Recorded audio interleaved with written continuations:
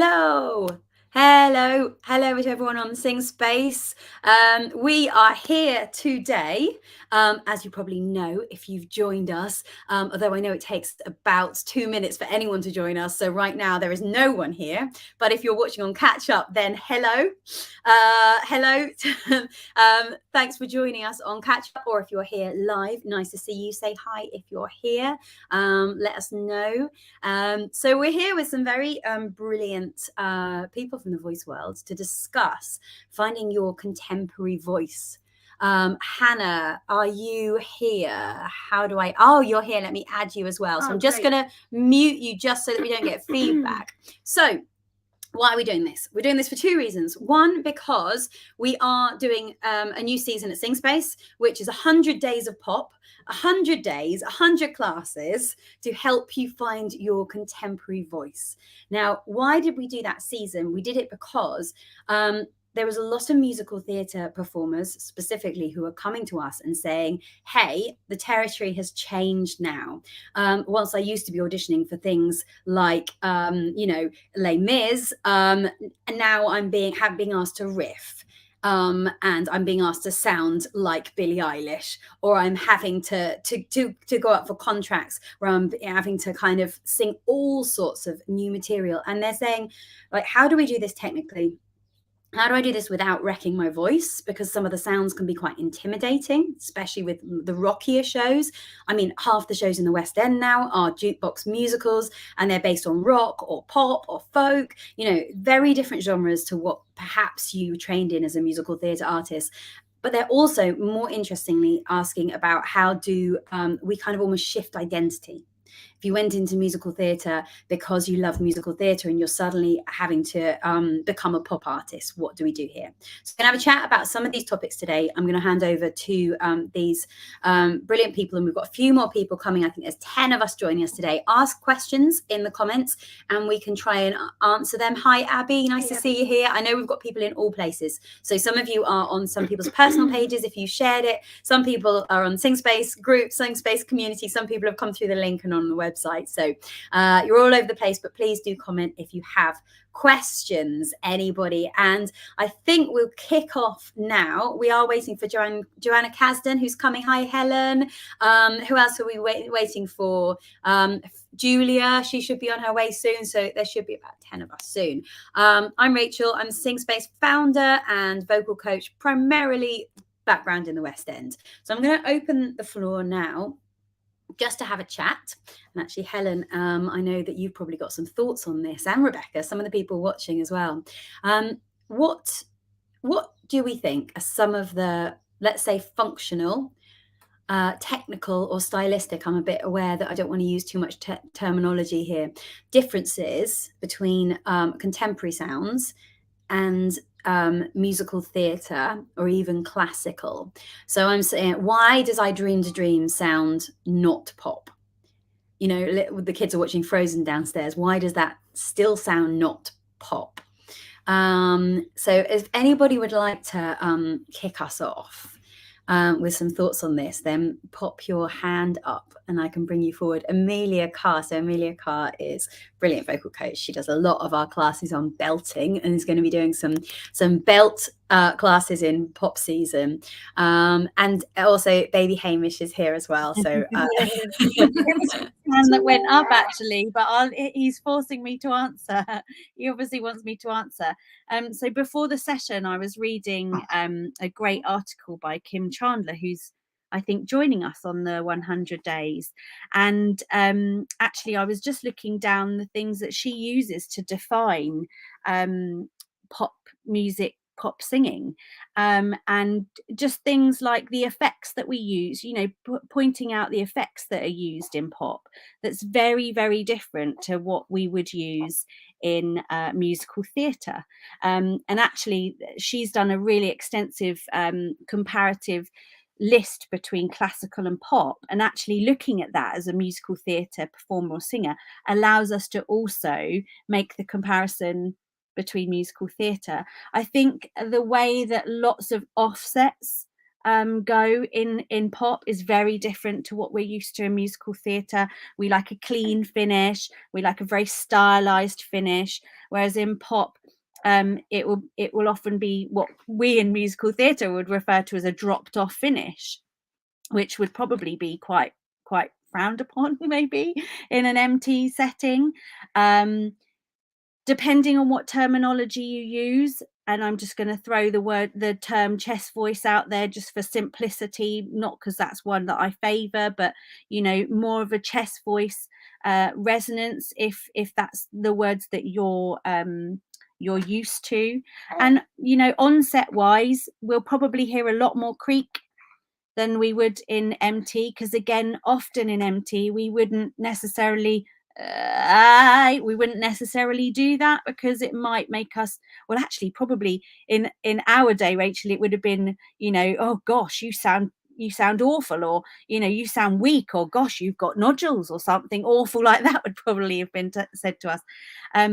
So that would be my little couple of suggestions, along with we're having to use microphones a lot more, handheld microphones a lot more in musical theatre, and we need to learn about that from the pop world, because we're not used to it. We're used to having very different microphones to the ones that some of the shows are using now. So I'll leave it there. Really Just a few things.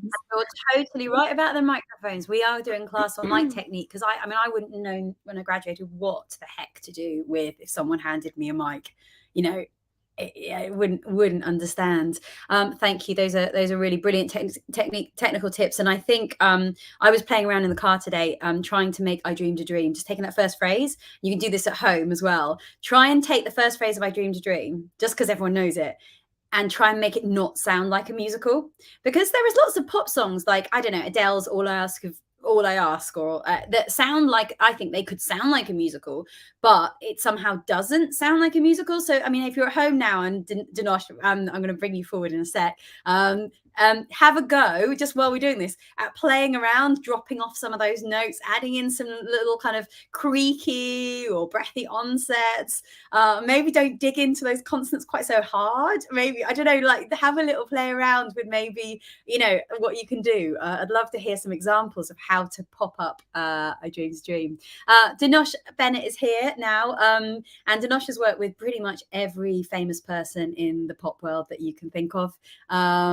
You've worked with so many incredible artists, and you are an incredible artist yourself and a performance coach. So thank you so much for being here. Thank you. I just wanted to say this is super cool and fun, and it's so nice to meet all of you. Hannah, she's family, so it's good to see her, and as she's been growing in the community, well, I'm just so happy that she's helping people with her expertise as well. I wanted to share something that sort of came from my own personal experience, and this was probably before I was coaching, but I remember auditioning for Hairspray when it was just starting out. So this is 2002, 2001, 2002. And I was not in the musical theater world. I came from the R&B sort of pop, music world. And it's the sort of 60s era, and I had to prepare music, and I'm I'm just so, I'd come a long way. I used to audition for a lot of musicals back in the day, and then took a break from that.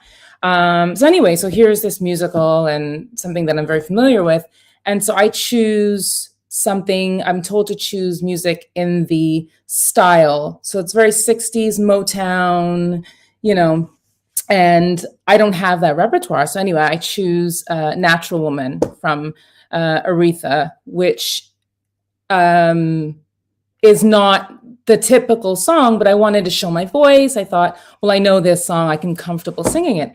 And so I'm going out there doing my best Aretha, thinking, well, this is 60s. It's a big part of Hairspray. I'm sure you guys are all familiar from the MT world, is there is this contrast between the black soul music and the more popular music.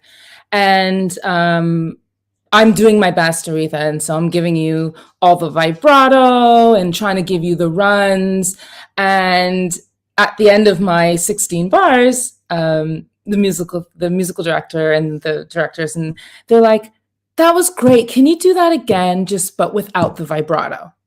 And I was like, "Oh, I don't know how to, like, I didn't know how to not do vibrato, because as a pop singer, as an R&B singer, that's a sound that kind of defines, and it's my own vibrato, but it kind of defines your sound and brings you into that world."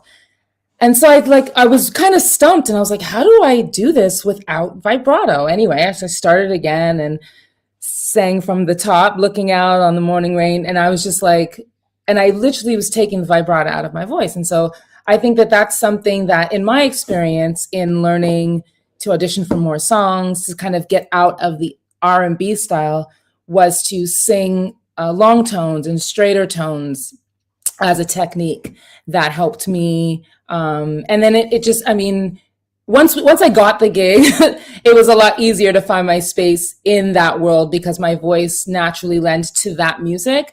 But I'm sure I would have had more of a difficult time if I was singing another musical that wasn't as close to that style. Do you know what I'm saying? So I think that's like, as we talk about like the onsets, the cries, or the drop offs, I think vibrato is something that you don't often see, or maybe in a certain, like if it's a solo song, or, but if it's like the chorus singing, you can't actually sing like that, like match vibratos and things like that. It's a very individualized thing. So I think going into even transitioning from trying to do doing MT, and then going into like talking about identities and your own uniqueness and your own voice, and going into the pop world, you do hear a lot more of that, that timbre in the voice, the vibrato that kind of distinguishes your own sound and can make music more popular. So that's something that I wanted to just offer. And it is a challenge, because I think for some people, they work so hard at creating or making or singing a certain type of music for a very long time. And then it's like, how do I change, how do I change that? And so trying to find some techniques or some songs and that just will help you develop that vibrato, I think would be a good tool to transition, or just something that you notice you don't often see in like regular musicals. As you said before, Rachel, when we were speaking, you were like, there's a lot of musicals that are now becoming like popular music. And so now maybe they're starting to make more space for some of those pop sounds in that. So just wanted to add that. There's so much to unpick there, because we're talking about vibrato, which is a massive topic. I mean, I think everybody here who's ever, tried to find their pop sound has questioned that. And I remember auditioning and being told that every time that I went up for a pop show, less vibrato. And there's so much to unpick, because what we, does that create tension? Does that just start to make us judge ourselves? Like, what are we going to replace with the vibrato? And you came from a pop background, and pop artists still use vibrato. It's just different types, isn't it? And also unpicking, which we can't do everything today, is how much even that vibrato is associated with identity. Like, if I try classical now, I feel like I'm wearing a funny costume. And our voice and our identity is something that we're going to look so deeply into in this season. How right now, if I asked any of you, apart from Julia, and welcome Joanna, I'm just going to brought you on board when you arrived here. Thank you for joining us. So I'm just going to be kind of opening the floor up, and when you're ready to talk, just put your hand up and unmute, and we'd love to hear from you. And I'll introduce you when you come forward. But yeah, anyone apart from Julia, if I asked you to come up and do some rock growls now, I don't know. I mean, if I was asked to sing a rock song now, I'd have to really, I don't know, would you? Becky's here with me in the actual flesh. Can we just explain why I'm this little head in the corner, right? Come on, be a big head. And my name's, so I'm Becky Gillespie. I've been a vocal coach for quite a long time, and I come from the pop world as well.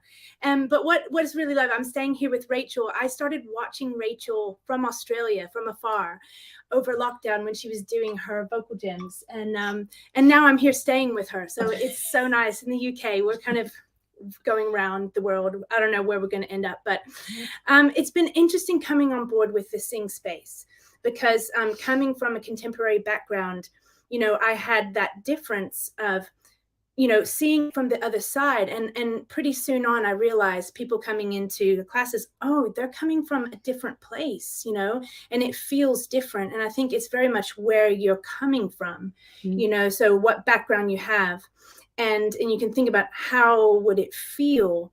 And for me, coming, you know, the difference between classical musical theater, there's almost like a sliding scale of how much, you know, when we did the 16-bar challenge, it was so excellent to try out all these different styles and to see how it feels from the perspective of where you're coming from. You know, when I tried out classical, it's that feeling, it's just like the sound wave is so big. Yeah, it feels so wonderful. I mean, they are really utilizing their instrument in a different way, and I think we're only going to be better singers if we try every genre as well. And I think what you said about the training is so important. I did a little bit of Googling, looking at kind of CCM. I'm trying not to use the word CCM because I know a lot. I mean, I remember having to Google it about 6 months ago and go, what does that actually stand for? So we're just going to call it pop or contemporary singing. Their courses are more about building your identity as an artist, networking. If you do something at BIM or one of the big UK institutions, it's like how to get in front of the right people and meet the right people.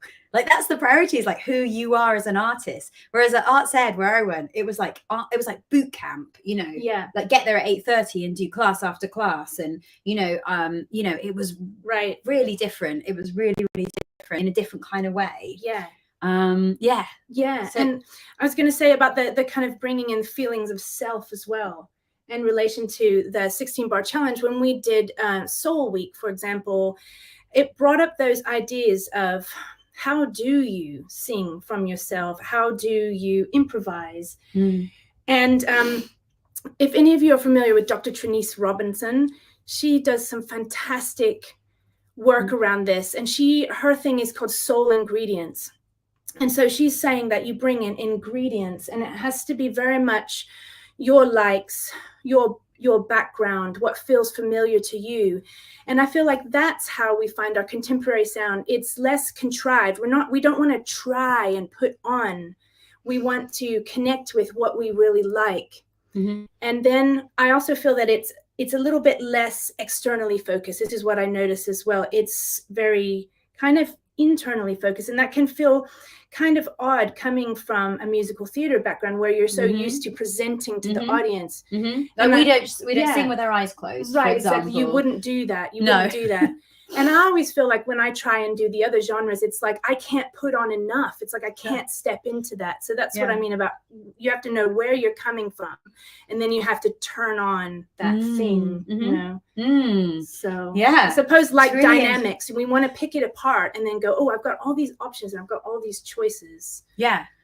And is the one that we're comfortable with the one that is our authentic self voice, or is it just our habitual voice that we happen to have fallen into? Julia, can I bring you forward? You look like you've got something to say. So Julia is our rock expert. She recently did a 2-part course on rock FX, distortions and rattles and everything like that, which I have yet to catch up on, and I'm very excited. And you're going to be doing some classes on mic technique, aren't you, this season? And punk pop and folk. Is that right?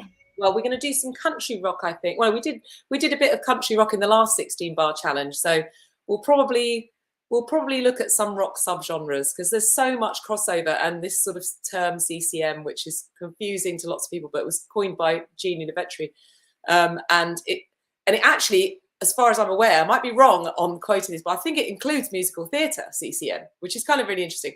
But there is so much crossover now, and we're coming to this really exciting place, I think, which brings people from different, you know, to Becky's point, bringing people from different backgrounds and still having sort of the same, we're arriving at these places, but from different pathways, which I think is really interesting. But I think there is definitely, I loved what you said, Rachel, about, you know, we wouldn't sing with our eyes shut. we wouldn't necessarily be encouraged to do that in a musical theatre context. Whereas, you know, I won't say, well, no, you know what? Anything and everything is possible in rock and pop, actually. And I think the artistic message, if you think of someone like Patti Smith, she's not interested in sounding pretty. It's not about that. She's not even interested what sounds come out. She's just doing what she's doing, and whatever sounds are arriving at that time to express what she wants to communicate at that minute is what comes out. You know, when she's going, I don't know why, she doesn't care whether that sounds pretty or not. That's not her main priority. And I think that's what's so interesting about, you know, vocal effects, for example, which I feel really passionate about, because I've been on some very controversial threads, actually, on some of the Voice Geek forums and things about how these are improper, or they're bad technique, or they're ugly. We don't want to sing like that. That's not proper singing. And I'm actually a really big fan of allowing people to explore their voices, provided that vocal health is the #1 priority, is exploring all those sounds. And what I love about the 16-bar challenge is that I'm seeing people from all different pathways experimenting with all these different sounds. And yes, it might start with mimicking a sound and trying to find that sound within you, where it lives inside you. But then at that point, once they've experimented with those sounds, they're suddenly going, this is mine. I can have this. This is my, wow, I'm going to add that to my palette of paints that I can use to express myself with my voice. And that's, you know, what I just think is brilliant about Sing Space. And that idea of, you know, the more versatile you can be, the more employable you are, let's face it, as a vocal artist or as a voice professional. So I think it's brilliant. It's, you know, it's quite unique actually in the community of, you know, the Sing Space is quite unique, I think, in that regard.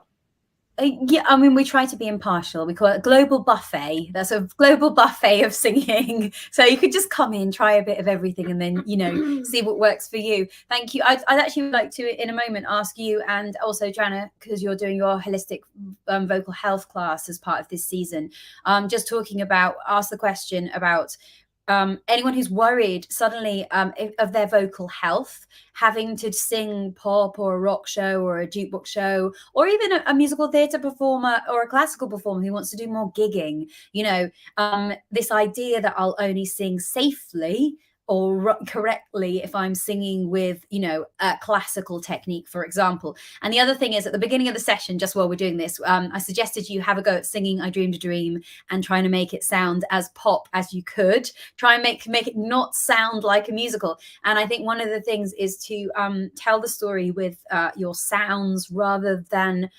your words. So instead of using the words in the way that you would speak them, I dreamed a dream, like you'd be told in acting through, you know, thinking about just capturing those kind of wistful, yearning sounds through almost like primal vocalizations or moans and things, and have fun with just, you know, using the kind of undercurrent of the sounds rather than the words to capture Fontaine in her, you know, #1 single when she's releases I Dreamed a Dream. So yeah, so Julia or Joanna, if you have any thoughts about this kind of, anyone else as well, if you know, pop your hand up if you have any thoughts about safe. Yes, please, Joanna.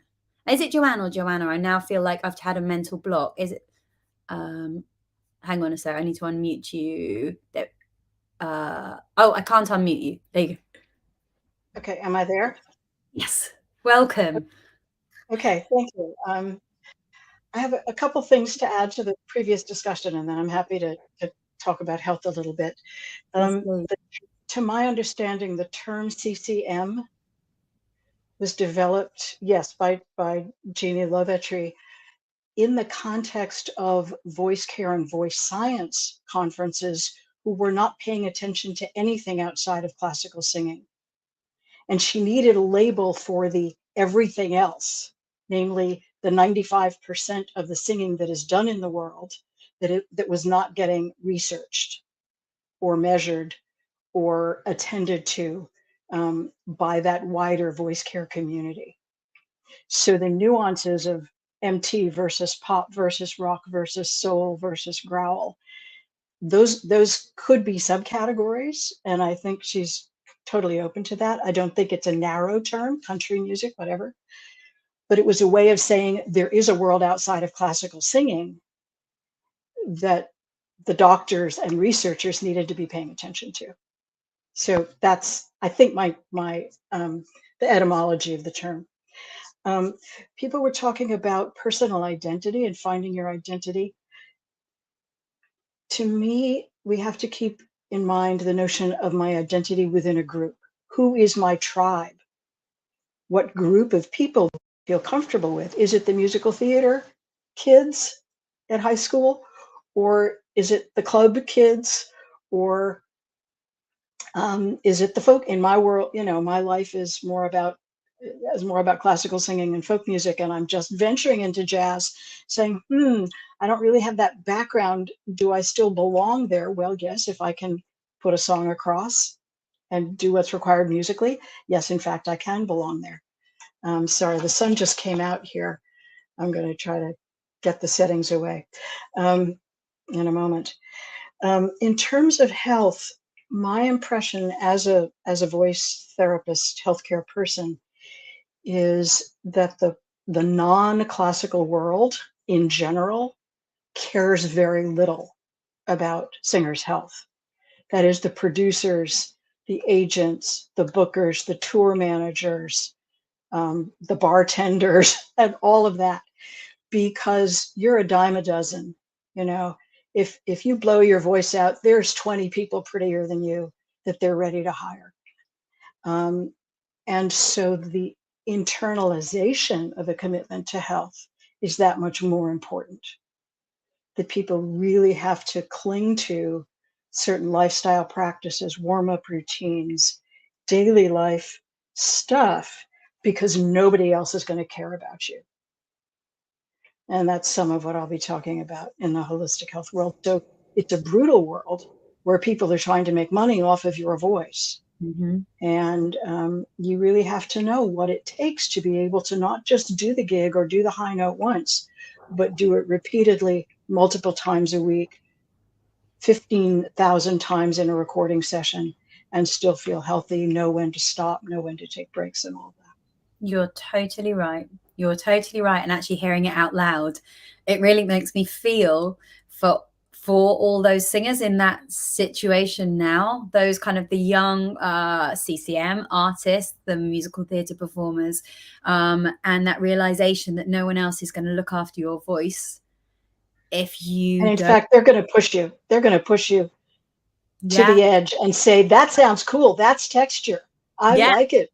Belt that note, get higher. Let's see, the belt notes are getting higher and higher and higher in MT. And I remember being as well, hitting like, to go up for Eponine, hit that C, really, again and again. Right. And the composers are saying, oh, well, somebody belted a high F in my last show, so now I have to write a high F sharp and find the singer who can do that. And they're competing with each other as to who can push the singer the hardest. Yeah. Like whipping a horse. I mean, you got to look after yourself because nobody else will. Yeah, we've got to take ownership, haven't we? The singer's autonomy is at the heart of Sing Spaces, saying like, this is your space to come and take ownership, come, work out in the vocal gym, come and get information from these experts, because yes, no one else is going to do this for you. Thank you. That was really, and I love what you said about the tribe. That's so much, isn't it? Who did you grow up? Who were we at school? Were we hanging out with the goths, or were we hanging out with the punk crew, or were we hanging out with the, the MT crowd? And, looking around the room, I think we've got all sorts of people. You've all got different backgrounds, haven't we? And once identity can expand, I mean, that's what a global identity is about, that we can find commonality with unfamiliar groups, but it takes work, and it's cultural knowledge, and it's code switching, and all of that sociolinguistic stuff, and being aware of differences and privileges, and but that's what it means to be a vocalist. Sending a voice out to a group is you've got to have a connection to the group, or it's not going to work. Yeah. It's brilliant advice. Thank you so much for joining us. I've just got to ask, where are you in the world? Because I know you're not in the UK. I am in California. I am on the west coast of the United States. It is 10 o'clock in the morning. Oh, thank you so much for Which joining means us. I'm not warmed up. I'm awake, but I'm not warmed up. You made it here, so we're very pleased, and we're seeing Happy you in to be here. April, I think. Is that right? Yes. Yes. Yes. All right. So what did let's kind of sidetrack a little bit, and we can bring up any of these if anyone wants to go back to the technique, identity, vocal health.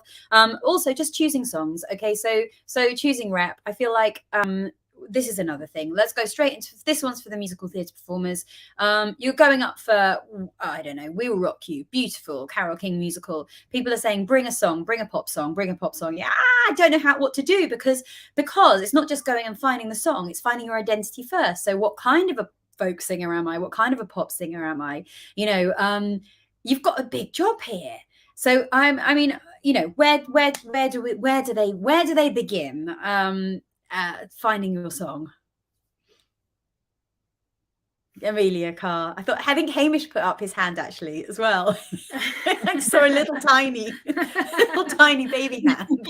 I'm joking.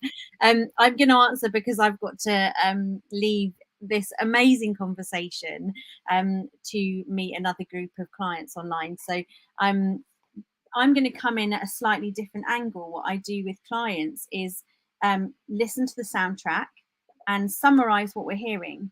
So listen to the artist, so We Will Rock You, you gave that example. I would listen to Queen songs. I would be picking up what sounds are there. What is that team going to want to hear in my voice? What do I hear? So this is where terminology goes out the window because it's what you hear and that is only going to be a right answer. So, you know, note the things that you're hearing in the music, then cross-check that with the show soundtrack and make sure that you've listened to the show versions so that you know what you need to demonstrate. And then we start trying to find repertoire that fits into that. So we're going to check all of those boxes. So in most shows, we're not just going to sing in one style all the way through.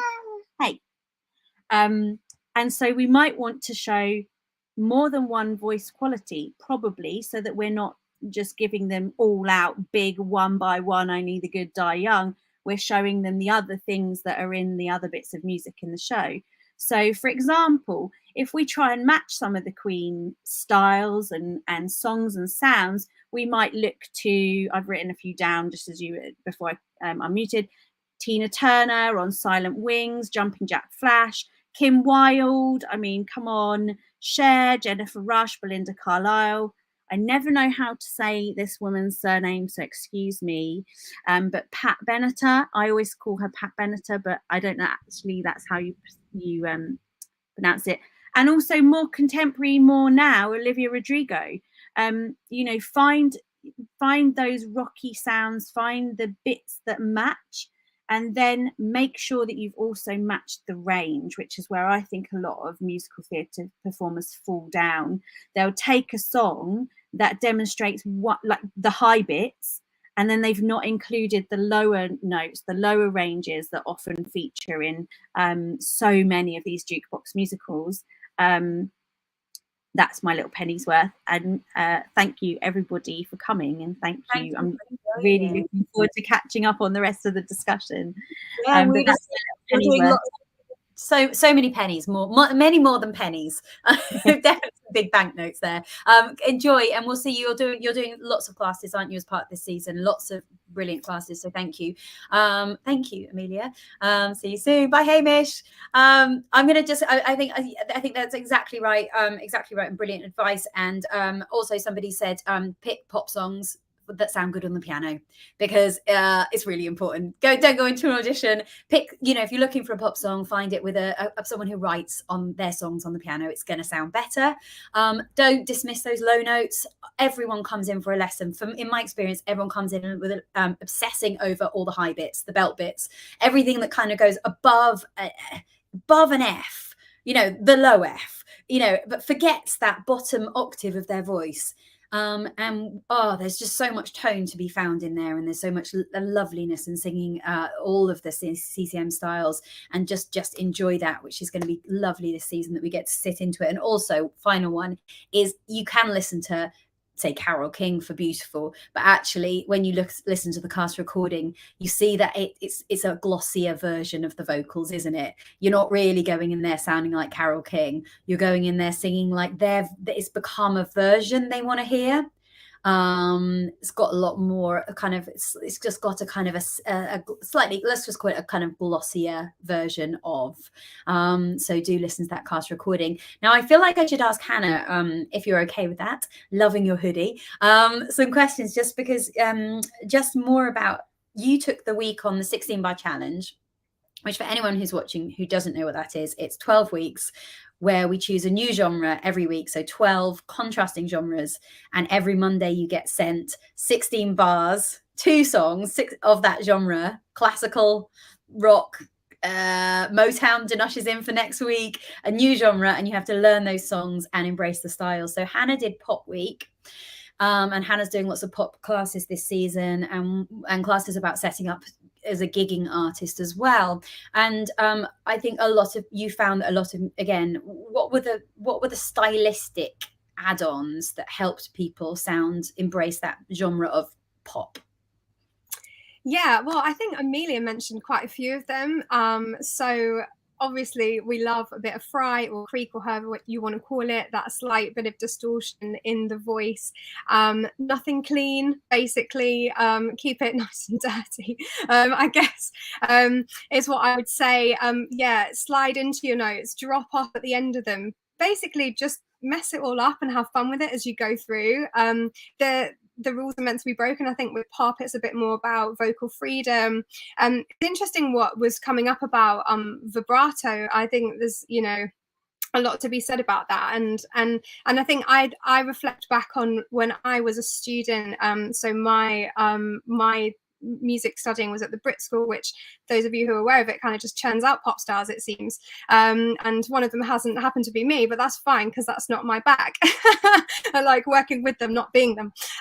So it is about pop vocals, and my background, I'm 35, so my whole era of music was basically Alicia Keys and Usher was just my jam. Songs in A minor was on repeat for about 5 years. I absolutely loved all of that, and I just absolutely chased vibrato, absolutely chased riffs and runs and vocal agility in my teen years, and lots of my friends and peer group were absolutely doing the same, and I just couldn't do it, and I felt so restricted by that and so limited by that, to the point that it overshadowed the artistry and the ability and the fun and the creativity that I could lend myself to in the contemporary genre.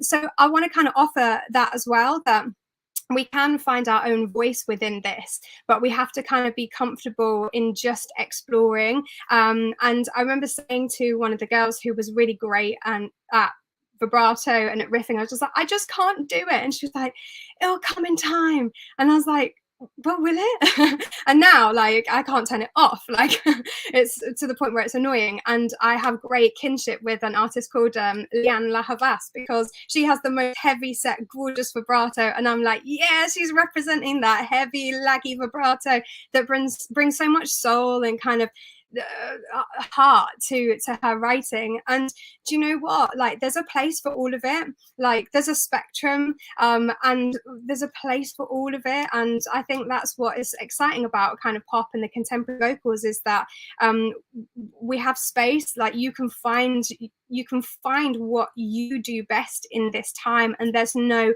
cookie cutter on it. There's lots of different expressions, and it is about you being you and being authentically you. No scripts, no props, no costume, no nothing. It's just you. And I think that is the challenge with pop. I think after the masterclass, I offered some one-to-ones, and they got snapped up immediately. And lots of the kind of the challenges that I was working through with some of the musical theatre performers was around that identity, and around kind of feeling like, but I'm bare.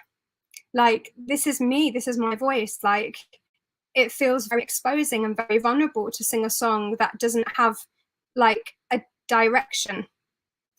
It doesn't have like this is what it should sound like, this is what we're expecting of you, get this note in this voice quality for this period of time, come off here, you know, this is a song and you can do it whichever way you want. And it's like, well, where do I start with that? You know, and actually I don't know if I like the sound of that in my voice, because actually I prefer it clean, or I prefer it this way because that's the way that I've trained. And so stepping out of that and going into kind of more crossover can actually feel quite overwhelming, because it is like maybe exploring a new sound or a new vulnerability. And so they were some of the challenges really coming up, and some of the comments that I was hearing from the singers that I was working with in the masterclass and post masterclass, is that people were kind of finding it quite overwhelming to explore the contemporary voice within their own voice, because it does take some vulnerability. I think that's amazing and inspiring, and actually makes me want to go and kind of sing pop. Like, I feel like there's a whole world that I might have missed, having to try and sound like a cast recording. I'm not performing anyway, but it's so liberating. And I think what we want to do this season is not just help you get more musicals, but also ask yourself, actually, is there further artistry that you can find inside yourself? Can you open up strands of income with perhaps a little bit more gigging work? You know, is there more to you? Are there other tribes that you can find, you know, or connect with? So thank you, Hannah. I'm really excited to have you as part of this. So have we got, where should we go next? I mean, we've probably got like 5-10 minutes. Christy, hello. I thought you've probably got some stuff to say. I have to mention your researches that's happening at the moment. Christy's turning singers from Anna to Elsa, finding legit sopranos, and helping them find their thick mix. Yes, mix, pop mix. Yeah. No, I really love what everybody's saying, and especially what Hannah, what you were saying about identity. And I think for those of us who come from a very, very legit background, like super legit, we may not feel like we are entitled to the tribe of pop, right? We might feel like, ooh, that's not our tribe. It's really scary. Or that isn't my voice. My voice is, oh, right? You know, that is what comes out when I breathe and I think about singing. And I think sometimes the transition is just about sound making. And as Joanna was saying, learning to separate safe sounds from pretty sounds. And that is so vulnerable. But so many of the singers that I work with who come from a supercharged, legit background are able to say, this sounds really ugly and open to me, but it feels really safe. And you can put distortion on that. You can put growl, you can make it dirty, but yet there is still a range of safety. Can you guys see my meter readings on my hands? I'm realizing that I'm every time I gesture, I've got my electricity meter readings on, so I will submit it before the close of business today. Anyway, back to what I was saying. But you can separate that feeling of safety from a pretty sound. And then gradually you begin to realize that if I make safe sounds, all of a sudden I am reshaping my mindset and reshaping my identity, because I think most of us feel like actually our identity is whatever anybody else is going to pay us to do, 8 shows a week for 6 months. Like, I will be that person. If you're going to hire me to do that, that will be my identity. And so sometimes you can also work from the idea of, let me make safe sounds and then form those into something that is stylistically compelling, that works to the character and to the role that someone is going to hire me to sing. Does that make sense?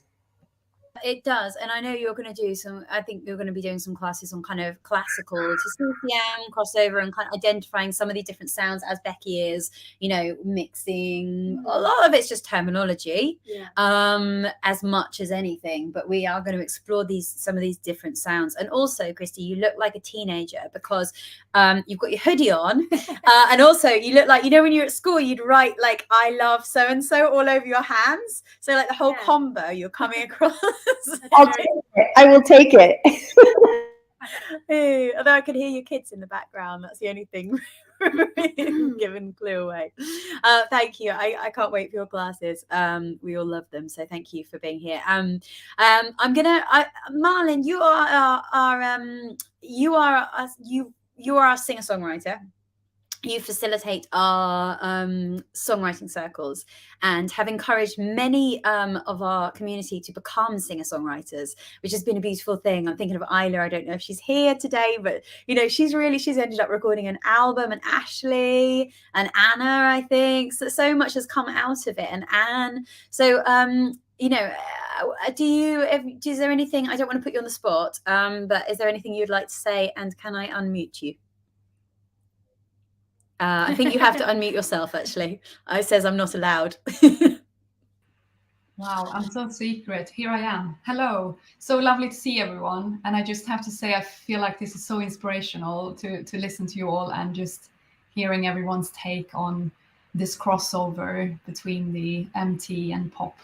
And just as you said, Rachel, it's been amazing to see so many taking on songwriting. I'm so happy, so honored to have been the one just like planting a little seed, and then they've done so much like during this, is it almost 2 years? I've lost count, but like 1.5, where I've just had songwriting courses. We've also done one on self-releasing artists. And now we're doing songwriting circles, which is great for everyone to just turn up, bring something that might not be even a half verse, you know, just bring something little, and we look at it and we can release more ideas, more creativity. And I do get a lot of, and a lot from Sing Space as well lately, who come to me and say, I'd like to do my own material, but my voice is musical theatre and I feel like I want to do pop.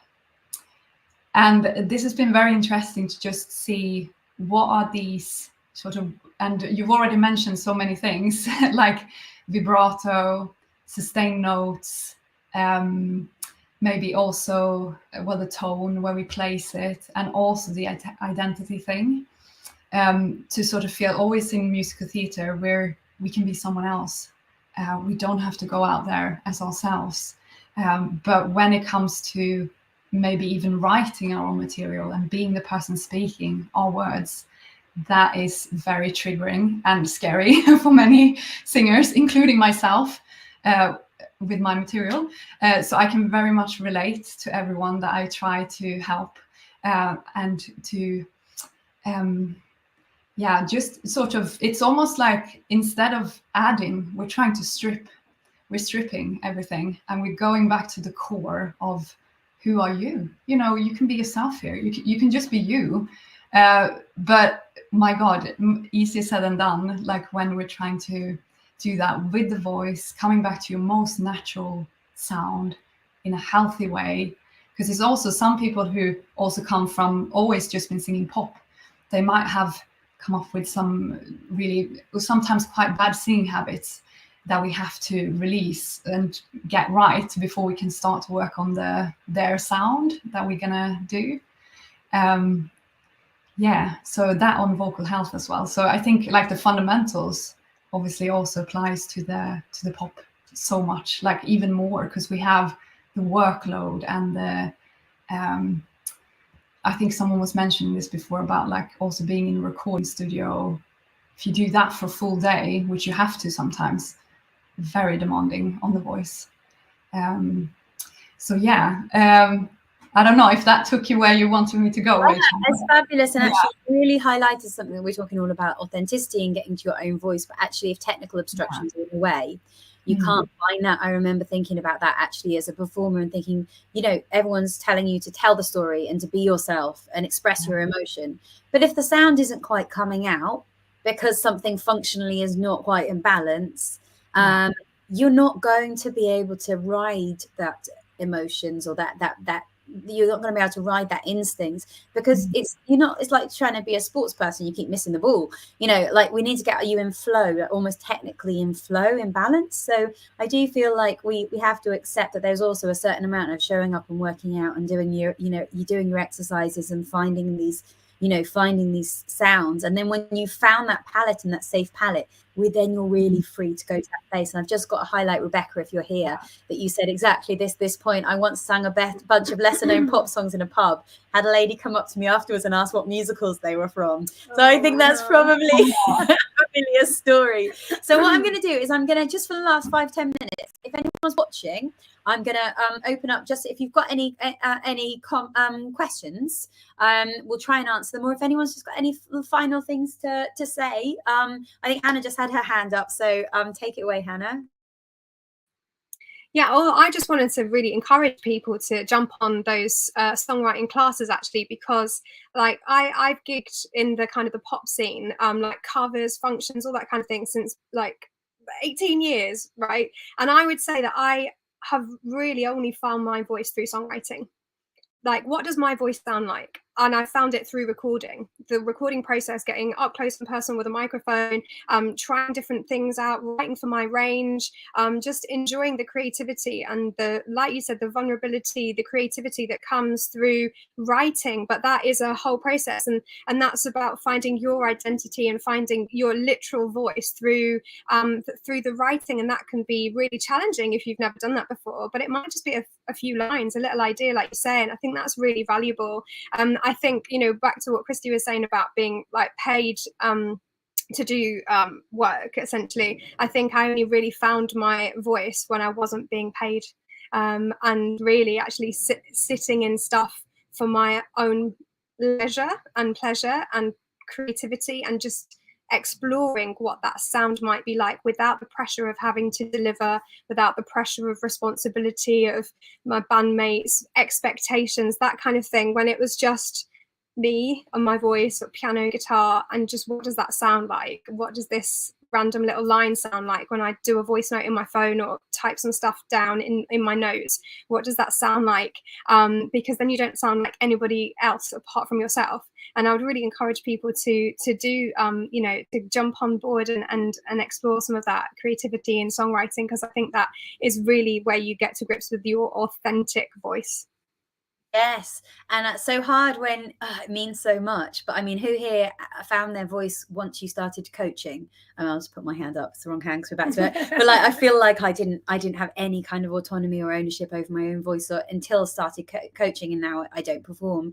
And I just almost wish that we could get people who are performing, and so it means so much just to have we could just remove their expectations, and it's a whole nother subject, isn't it? Joanna, I love your message. Can I just share it here? Because that's exactly right about people being and you can put it, you can you know, if you want to say it instead, but I think it's a great thing to not be, we mustn't be scared of learning technique.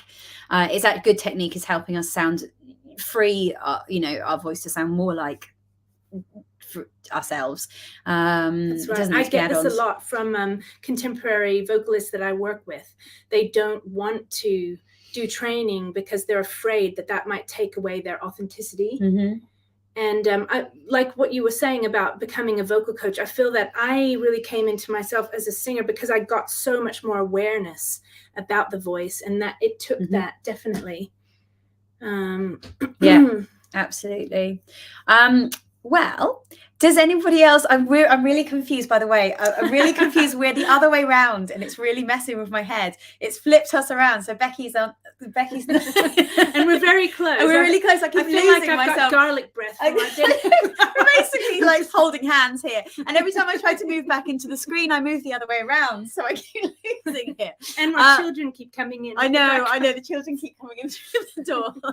Has anybody got anything else they want to say? Let me just double check the comments. I think a lot of people are going to be watching on catch up as well. So if you're watching on catch up, do pop them on the comments here, because we will see them.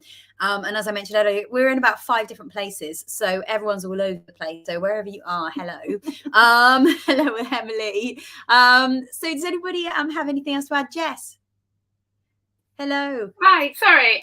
Yeah, I was just gonna speak further about what you said about, since becoming a coach, kind of developing your own identity. And one thing that I found for me personally, that on one side I was trained like musical theatre, so definitely came at it thinking, you know, character and through line and everything. But on the social and family side, I was more commercial and pop. So I think I was quite fortunate I had both angles. But for me, kind of coming into my own voice, I found gigging really helped me to kind of work out what songs I actually found enjoyment in, both vocally and kind of performance-wise.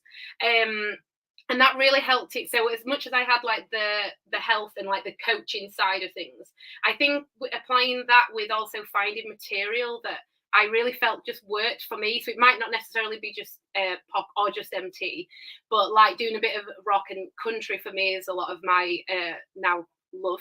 And it's funny, I think just listening, and for not so much maybe for the musical theatre industry and the pop shows now, but maybe things like going on cruise ships where you've got to sing about 25 different styles in a show, and sometimes that can be quite alien for people.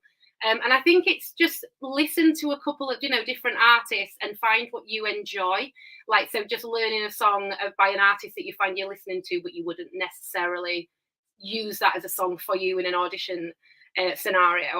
I've got one of my students at the minute, and she loves Taylor Swift, but when I said, she would sing a Taylor Swift song, she was like, oh no, I don't sing like that. And I was like, well, why don't we just sing it? And all of a sudden, when she just sang this song, I felt like her pop sound really came through purely from her enjoyment of singing a Taylor Swift song.